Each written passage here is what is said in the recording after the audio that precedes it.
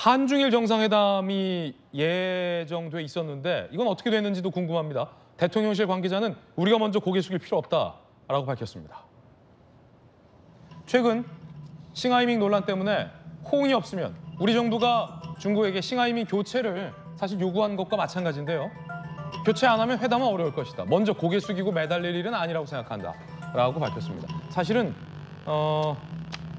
박성배 변호사님, 우리 국민들의 자존심 문제도 있는 거잖아요. 왜냐하면 여야를 떠나서 한 분의 대사가, 한자로 하면 일개 대사가 우리 정부의 외교 정책에 대해서 이래라 저래라 모욕적인 발언을 한 것은 국민 정서와 자존심을 건든 건데, 대통령실에서 윤 대통령도 그 부분을 언급했어요. 네. 한중일 정상회담도 중요하겠습니다만 사실은 이 대사를 파견하고 교체하는 문제는 보내는 쪽 나라의 우선보다 파견되는 나라의 의지가 더 중요한 거거든요. 아그레망이라는 외교적인 관례도 우리가 싫다라고 하면 교체하는 게 맞는 건데 지금 중국은 아직까지는 호응이 없어요. 네네.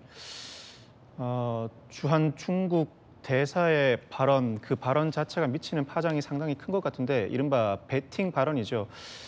이 주재하는 그 나라의 외교 관계 전반에 대해서 여과 없는 말을 쏟아냈다고 생각합니다. 상당히 부적절해 보이고, 그 발언 자체도 문제지만 그 일련의 중국이 한국을 바라보는 시각과 그동안 싱하이밍 대사의 발언 자체까지 곁들여지면서 논란이 더 커지지 않았나 싶습니다.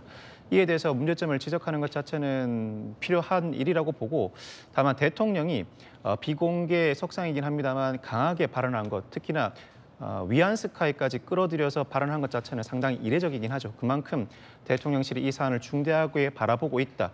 중국을 대한 우리의 자세도 상당히 강경해야 한다는 그 의지를 나타낸 것이라고 생각합니다. 다만 우리나라는 이제 상당한 경제 대국으로 발돋움했고 국제사회에서 많은 역할을 수행해야 하는 국가가 되었습니다.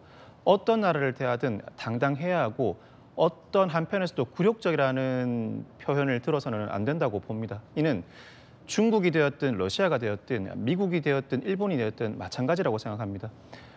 정부가 들어설 때마다 어느 나라와는 상당히 친밀하게 지내는 반면에 어느 나라에게는 상당히 굴욕적이다 내지는 지나치게 저자세다라는 평가를 듣고 있는 상황이 반복되어서는 안 된다고 봅니다. 친해도 당당할 수 있고 상대가 우리를 편하게 생각하고 이런저런 얘기를 하는 과정이라면 우리도 당당하게 상대에게 요구할 수 있는 부분은 편하게 또 당당하게 요구할 수 있어야 한다고 생각합니다.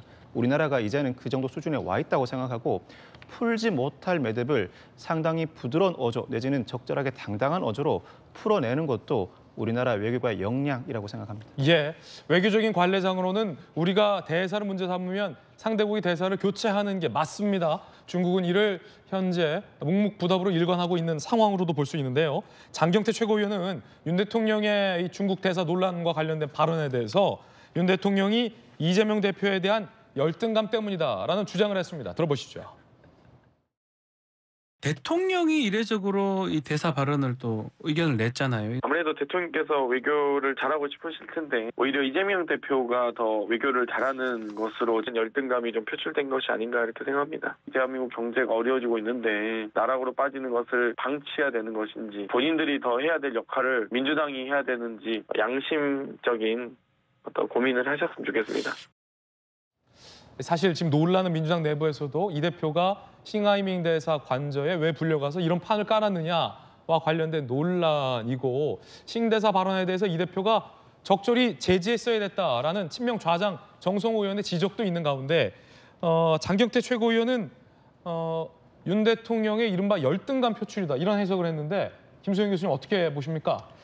장경태 의원은 진짜 좀 민주당의 여러 가지 실책에 대해서 뭐 방어를 해야겠다라는 것은 알겠어요. 최고위원이기도 하니까요. 그런데 좀 건건이 너무 무리한 방어를 한다는 생각이 들고 진짜 그 부분에 있어서는 정말 최고다. 그래서 최고위원인가 싶기도 해요. 그런데 사실 이재명 대표가 지금까지 정치적인 행로를 쭉 보면 이재명은 능력 있다. 그리고 이재명은 사이다다. 이제 이러한 어떤 캐치프레이즈로 대통령 후보까지 갔다라고 생각을 하고 지금 야당의 대표를 하고 있다고 생각을 하는데 제가 전에도 말씀드렸지만 경기도지사를 하면서 할 수 없는 두 가지가 이제 국방과 외교인데 그러니까 외교를 얼마나 하는지에 대해서 이번에 어떻게 보면 시험대에 오른 거라고 할 수 있거든요. 그런데 이렇게 중국 대사를 만나서 굉장히 불미스러운 이야기를 그냥 15분 동안 묵묵히 듣고 오고 그거에 대해서 말 한마디 하지 못한 이런 모양새를 봤을 때 아, 이재명 대표가 외교에 별 능력이 없구나. 외교를 어떻게 해야 되는지도 모르고 그거에 대해서 옆에서 조언해 주는 사람도 없었구나라는 게 사실 어떻게 보면은